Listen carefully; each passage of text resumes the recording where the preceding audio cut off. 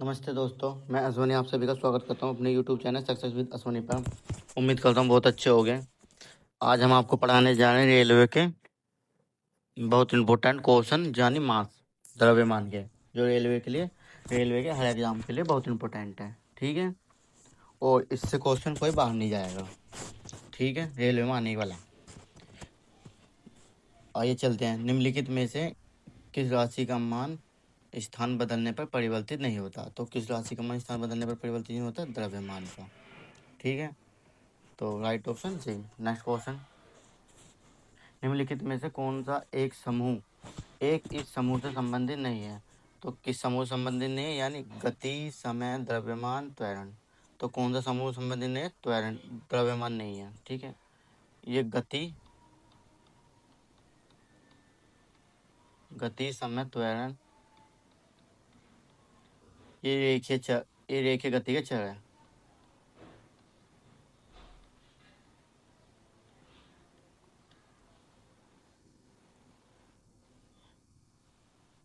ये रेखीय गति के चर है।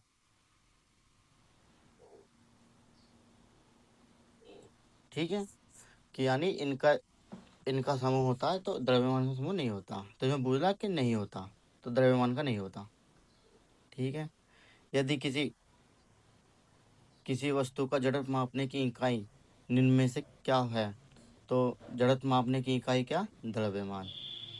ठीक है, नेक्स्ट क्वेश्चन, यदि हम यदि हम पेड़ की शाखा को तेजी से हिलाएं पर कुछ पत्तियां पेड़ से अलग हो जाती हैं, यह किसके कारण द्वारा होता है? यह किसके द्वारा होता है?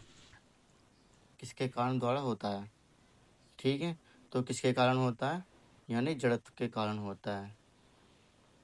अगर जो हम पत्ते को तेजी से हिलाएंगे, अगर पेड़ को हम कोई तेजी से हिलाएंगे तो उसका दो हिलता है तो उसके पत्ते अलग गिरते हैं, मतलब पेड़ से अलग होते हैं।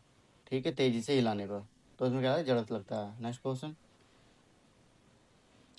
किसी वस्तु के द्रव्यमान का मापन किसका मापन कहलाता है?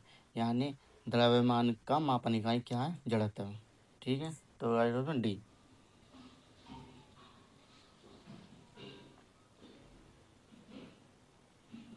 नेक्स्ट क्वेश्चन, द्रव्यमान की परिभाषा क्या है? द्रव्यमान की परिभाषा क्या है? किसी वस्तु का द्रव्यमान दिशाहीन होता है। ये नहीं होता, दिशाहीन नहीं होता, गलत। रासायनिक संतुलन के आधार पर द्रव्यमान निर्धारित किया जा सकता है, रसायन के आधार पर नहीं किया जा सकता है। ठीक है, किसी वस्तु का द्रव्यमान किसी भी जगह पर स्थित रहता है? नहीं, स्थिर नहीं रहता। वस्तु का द्रव्यमान स्थिर नहीं रहता, यानी बदलता रहता है। ठीक है, किसी वस्तु के होने वाले पदार्थ की राशि का उस द्रव्यमान कहा जाता है। हाँ जी, किसी वस्तु में होने वाले पदार्थ की राशि का उसका द्रव्यमान कहा जाता है, तो यानी right option D. Next question, द्रव्यमान बटे आयतन, तो किसका है? घनत्व का है। ठीक है, तो द्रव्यमान तो घनत्व को काय से करते हैं? यानी रो से डिनोट करते हैं। ठीक है, तो द्रव्यमान बटे आयतन, तो यानी एम बटे वी। वी को आयतन में नापते हैं। ठीक है, तो इसका फॉर्मूला ये होता है। तो घनत्व का फॉर्मूला क्या होता है? तो एम बटे वी, घनत्व बराबर द्रव्यमान बटे आयतन। नेक्स्ट क्वेश्चन, किसी पदार्थ की प्रति इकाई आयतन पर द्रव्यमान कहलाता है। तो द्रव्यमान किस पर कहलाता है? यानी घनत्व पर कहलाता है। मैंने अभी आपको बताया था ना, तो द्रव आयतन पर द्रव्यमान कहलाता है। तो घनत्व क्या होता है? घनत्व का फॉर्मूला क्या है? द्रव्यमान बटे आयतन, यानी एम बटे बी। ठीक है, नेक्स्ट क्वेश्चन, किसी वस्तु का भार 200 न्यूटन है तो इसका द्रव्यमान ज्ञात कीजिए। जी बराबर 10 मीटर प्रति सेकंड स्क्वायर।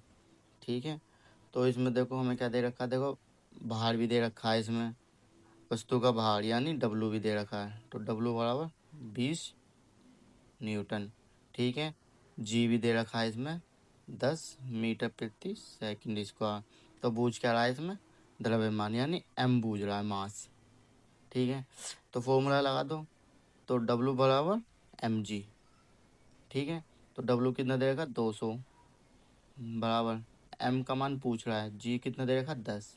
ठीक है, इसको इससे काट दो तो मास कितना आएगा 20 किलोग्राम। 20 को हम काय में नापते हैं, मैंने देखो पहली वीडियो में आपको बताया था कि द्रव्यमान को काय में नापते हैं, किलोग्राम में नापते हैं।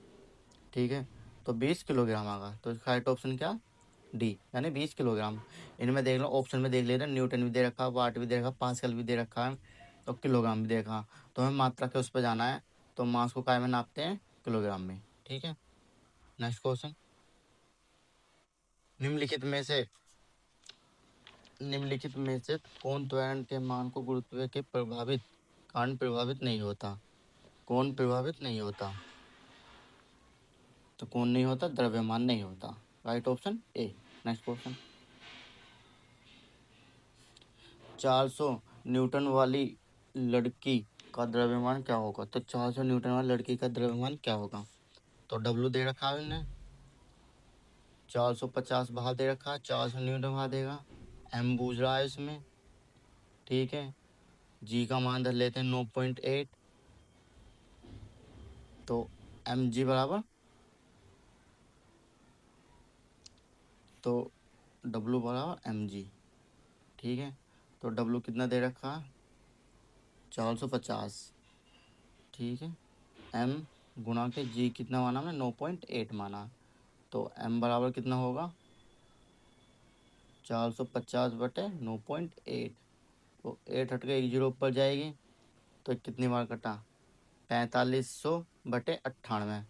तो ये कितनी बार कटा, ये इतनी बार कटा 45.9 kg। ठीक है, आप जो भाग कर लेना, मैंने तो भाग कर रखा है, तो ये इतनी बार कटा है। ठीक है, तो राइट ऑप्शन कितना डी इसका। Next question. किसी पिंड का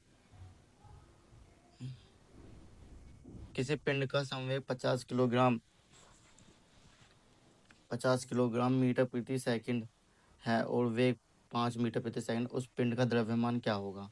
तो पिंड का द्रव्य, तो इसमें क्या दे रखा, संवेग दे रखा है यानी पी दे रखा है, तो पी कितना होगा 50 किलोग्राम मीटर प्रति सेकंड।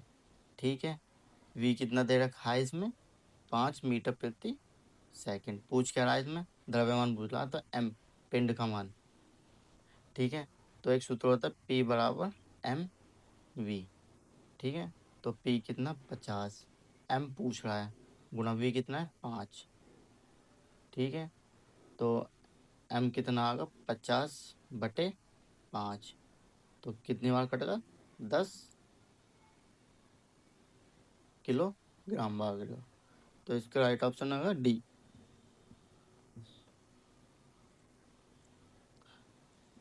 आज तक यहाँ तक करते हैं, बस ये छोटा टॉपिक है, और हम कल आपको गति, न्यूटन के गति के नियम कराएंगे। ठीक है, अगर जो वीडियो अच्छी लगी हो तो आप लाइक करें, शेयर करें और चैनल को सब्सक्राइब करो, हमारे साथ चैनल के साथ जुड़े रहना। ठीक है, मिलते हैं नेक्स्ट वीडियो में, धन्यवाद।